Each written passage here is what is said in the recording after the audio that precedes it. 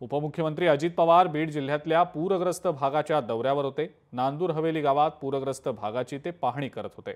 यावेळेला एक वृद्ध महिला शेतकऱ्यांनी आमचा तेवढा रस्ता करा, रस्त्यामुळे आमची 2 माणसं गेलेली आहेत अशी हात जोडत अजित पवारांना विनंती केली।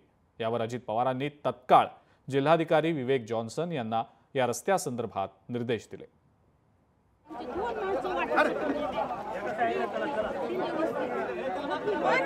शिवची ना आम्ही आता घ्यायला पाहिजे।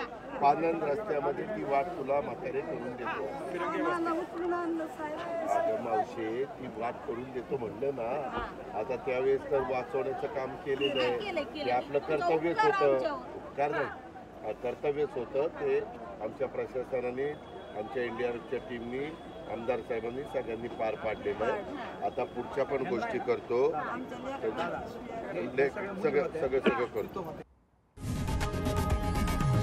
लोकशाही मराठी ऐका, पहा, जागरूक रहा।